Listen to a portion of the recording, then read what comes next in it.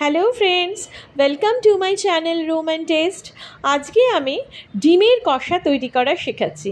এই ডিমের কষাটা খেতে অসাধারণ লাগে। প্রথমে ডিম সেদ্ধ করে নিয়ে সামান্য পরিমাণ হলুদ গুঁড়ো, লঙ্কা গুঁড়ো এবং একটুখানি নুন দিয়ে মাখিয়ে নিয়ে এই সর্ষের তেলের মধ্যে ছেড়ে দিতে হবে। সর্ষের তেল লাগবে 3 চামচ 6 পিস ডিমের জন্য। 3 চামচ অর্থাৎ 3 বড় চামচ, মানে 3 টেবিল স্পুন সর্ষের তেল লাগবে।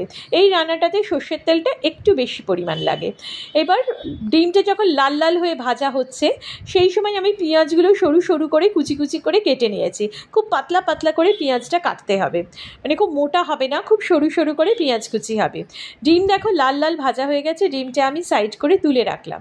এইবার পেঁয়াজ কুচিটা আমি ওই সর্ষের তেলের মধ্যেই দিয়ে দিচ্ছি।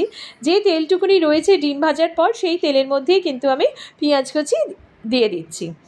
এই পেঁয়াজ কুচিটা এইরকমভাবে দিয়ে দিলাম। এবার দিয়ে দিলাম এতে রসুন কুচি।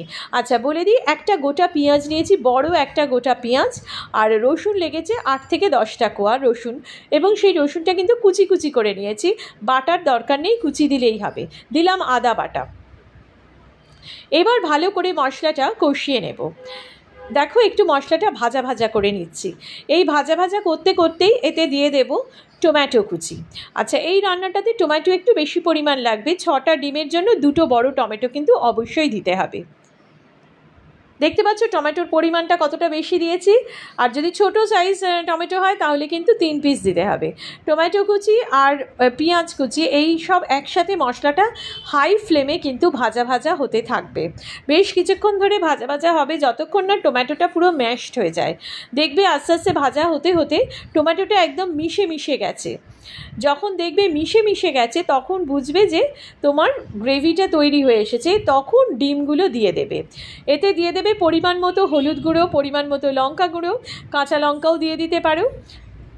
এইটা দেখো গ্রেভিটা পুরো রেডি হয়ে গেছে। এবার এই ডিমটা এই মশলার মধ্যে দিয়ে দিলাম, দিয়ে আবার কিছুক্ষণ নাড়িয়ে নিচ্ছি। তারপর খুব সামান্য জল দেওয়া হবে, জাস্ট মশলাটুকুনি সিদ্ধ করার জন্য, কারণ অলরেডি এটা কষে কষে ভাজা হয়ে গেছে।